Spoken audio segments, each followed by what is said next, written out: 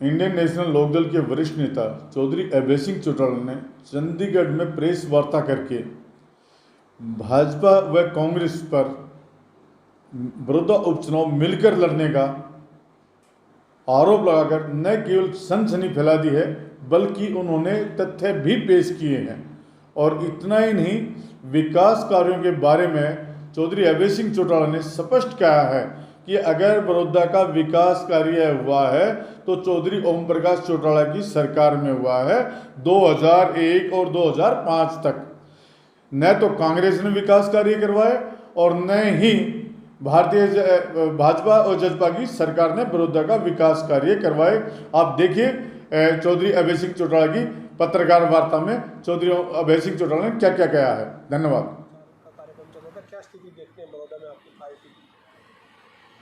बड़ौदा में कांग्रेस और बीजेपी दोनों जो है मिलकर के चुनाव लड़ रहे हैं। कहते तो अलग अलग कैंडिडेट उतार रखे हैं। हालत दोनों पार्टियों की आज ऐसी है वहाँ पे कि ना तो बीजेपी के पास कोई मुद्दा है और ना ही कांग्रेस के पास कोई ऐसा इशू है जिसको लेकर के वो लोगों में जा सके। वहाँ अगर कोई विकास के काम हुए,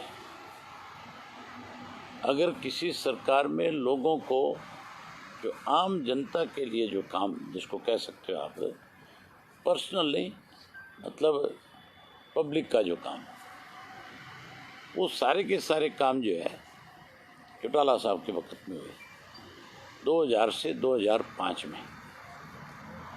वहाँ के लोग आज भी जब चर्चा करते हो आप लोगों के बीच में बैठ करके, तो बहुत खुल करके इस बात को लोग जो है प्रेस के सामने भी, पॉलिटिकल लोगों के सामने भी, कि हमारे यहाँ कोई काम जो हुआ है उस काम का श्रेय सिर्फ चौटाला साहब को देते हैं।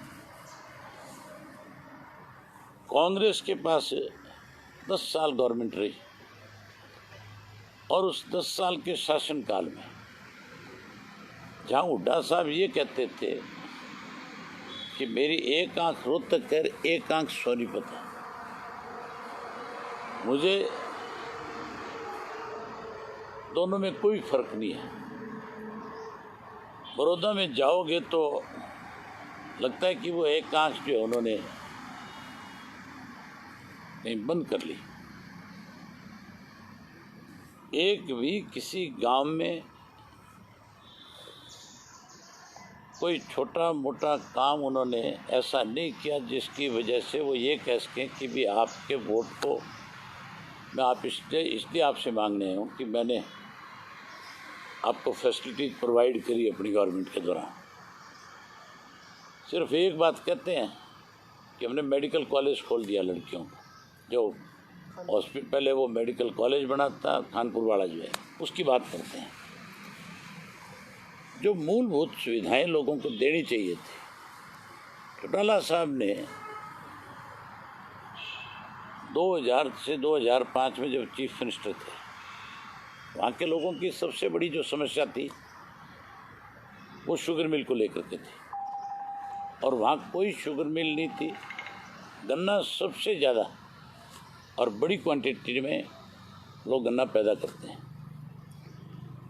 उस गन्ने को लेकर के उनको या तो जींद जाना पड़ता था, या उनको पर्ची मिलती थी रोहतक की, या सोनीपत की मिलती थी, या पानीपत की मिलती थी। अगर इन मिलों में उस एरिया के लोगों के पास उतना गन्ने का उत्पादन होता था तो फिर कहीं मैम भी लेके जाना पड़ता था। यहाँ तक भी पंजाब में पातड़ा तक भी गन्ना जाके गिर के आते थे। 50-50, 60-60 मील अपने ट्रैक्टर पे गन्ना लाद करके जाते, 3, 4, 5 दिन तक फिर उन्हें मिलों में जा कर के परेशान होते थे। जब चौटाला साहब से उन्होंने डिमांड करी कि हमारे इस एरिया में सबसे बड़ी ये परेशानी है, इसका समाधान करो, तो उन्होंने बड़ौदा हल्का का ये गांव है, उस गांव के अंदर शुगर मिल लगाई। और लगाई नहीं, अधिकारियों को उसी दिन ये कह दिया था भी आज मैं इसका नींव पत्थर रख रहा हूँ, आज इसका भूमि पूजन कर रहे हो। 1 साल के अंदर अंदर मिल तैयार होनी चाहिए और 1 साल के पीरियड से पहले मिल तैयार करके किसान से रोहतक जाना पड़ता था या सोनीपत पढ़ने जाना पड़ता था, दूर दराज उनको सफ़र करना पड़ता था। चौटाला साहब ने वहाँ महिलाओं का कॉलेज बना करके दिया। गोहाना में मंडी नहीं थी कोई अनाज की, छोटी जगह थी जिसमें लोग अपनी ट्रैक्टर ट्राली लेके जा ही नहीं सकते। एशिया की सबसे बड़ी मंडी जो है गोहाना में चौटाला साहब ने बना के दी। सब्जी मंडी बहुत छोटी सी थी, एन छोटी जगह थी, बहुत भीड़ भाड़ वाला एरिया था, वो भी बाहर नई मंडी बनाई। उसके अलावा एक बड़ी ब्राह्मण गांव है, वहाँ छोटा सा गांव है। उस गांव में इंजीनियरिंग कॉलेज इसलिए बनाया था कि भाई इस इलाके के बच्चे जो हैं दूर दराज इंजीनियरिंग की पढ़ाई के लिए जाएं, इससे अच्छा इनको यही शिक्षा मिले। अकेले चौटाला साहब की सोच थी, उन्होंने इस तरह के 4 कॉलेज बनाए थे। यहाँ बनाया, पन्नीवाड़ा मोटा में बनाया, इस तरह 2 और बनाए थे। उस कॉलेज को, उसका फ़ायदा गांव को क्या होता है कि जिस गांव की ज़मीन में आप कॉलेज बनाओ उस गांव के 6 बच्चों की सीट जो रिजर्व हो जाती है उस कॉलेज के लिए कि उन 6 का एडमिशन होना है। आज उसको बने हुए 20 साल के करीब हो गए। 20 साल में 120 बच्चे वहाँ से इंजीनियर बनने थे। जब तक हमारी गवर्नमेंट थी तो उस कॉलेज चल रहा था। जैसे हुड्डा की गवर्नमेंट बनी वो कॉलेज बंद हो गया और अब उस कॉलेज को जो है इस सरकार ने योगेश्वर दत्त को एकेडमी के लिए दे दिया, जिस पे करोड़ों रुपए खर्च हुए थे। आपने एक अपनी पार्टी के उम्मीदवार को एकेडमी के लिए दे दिया। इससे ज़्यादा सरकार जो है और क्या अनदेखी करेगी एजुकेशन की। उसके अलावा वहाँ जितनी भी रजबाए निकले, वहाँ के कुछ एरियाज ऐसे हैं जिनके अंदर पानी की बहुत बड़ी दिक्कत है, आज भी है।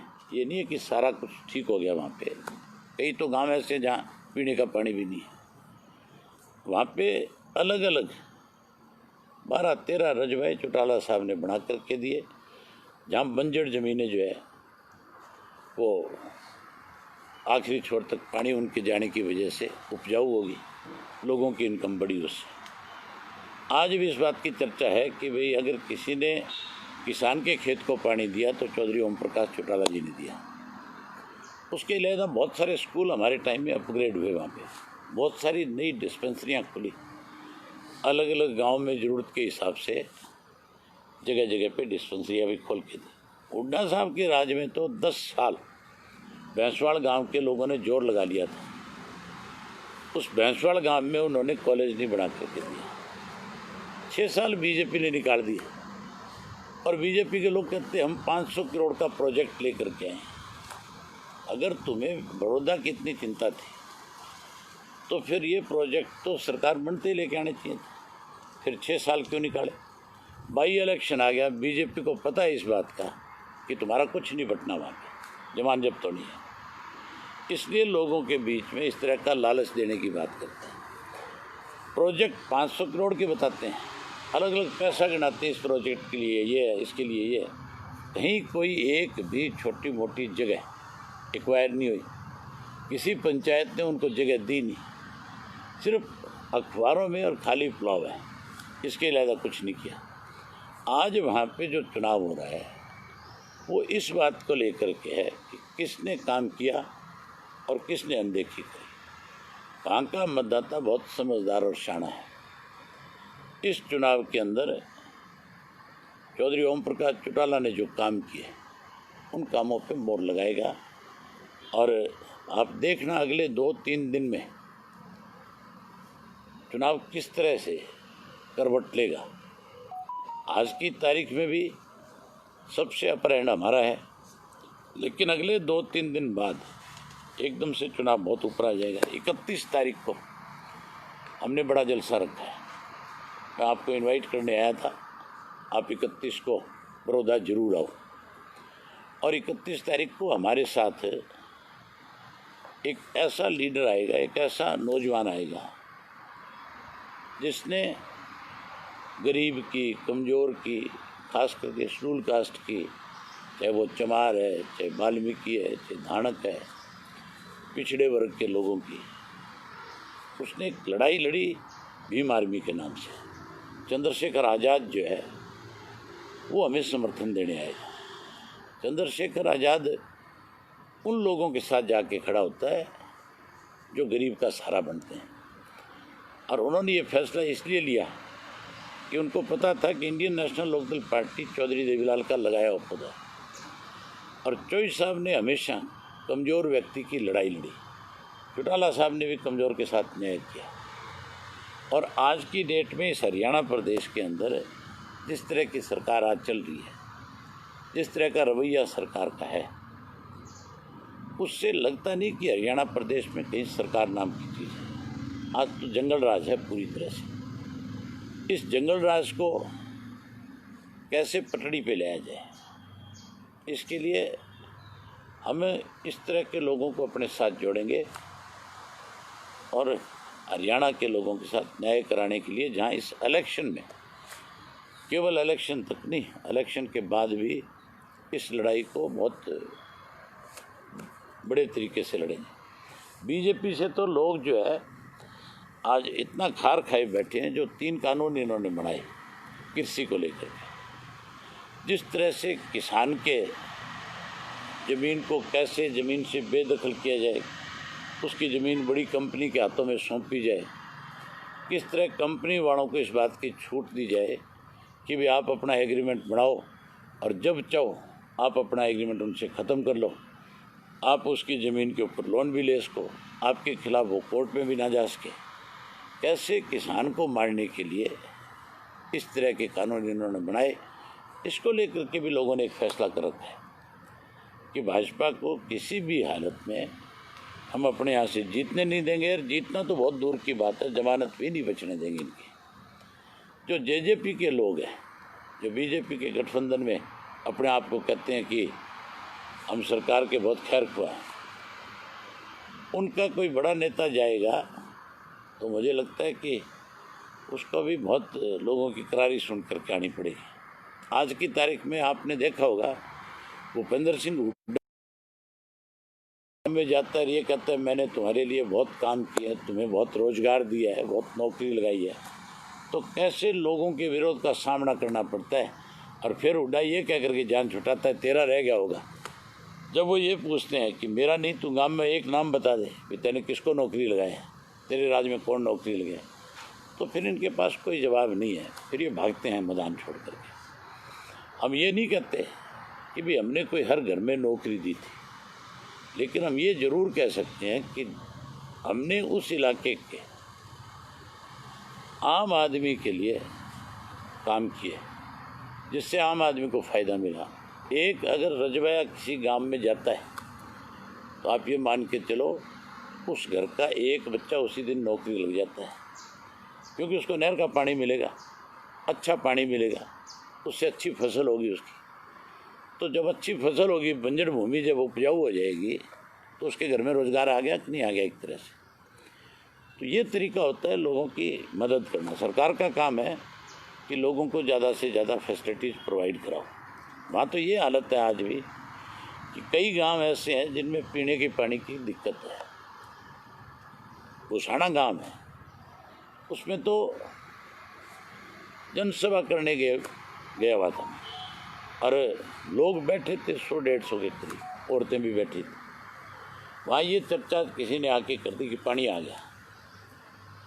लोग कहने लगे जी हमें एक बारी अपना पानी भर लेते हैं और आप इतने दूसरे गांव का प्रोग्राम करिए और फिर हमारे गांव में आ जाइए, आपकी बात सुनो। ये हालत है। मतलब इस तरह के हालात जिस गांव के होंगे तो फिर वो लोग कैसे सरकार के पक्ष में वोट डाल देंगे, कैसे उस व्यक्ति के पक्ष में वोट डाल देंगे जिसने 10 साल तक उनको केवल और केवल नारा दे करके, झूठ बोल करके, मैं थारा तुम मेरे, ये कह करके वोट लिए। तो आज की तारीख में लोगों ने एक फैसला करना शुरू कर दिया कि हम अगला चुनाव, ये चुनाव जो है इंडियन नेशनल लोकदल पार्टी के पक्ष में वोट करके फिर से हम अपनी ताकत बढ़ाएंगे, क्योंकि वो हल्का हमेशा हमारा रहा है।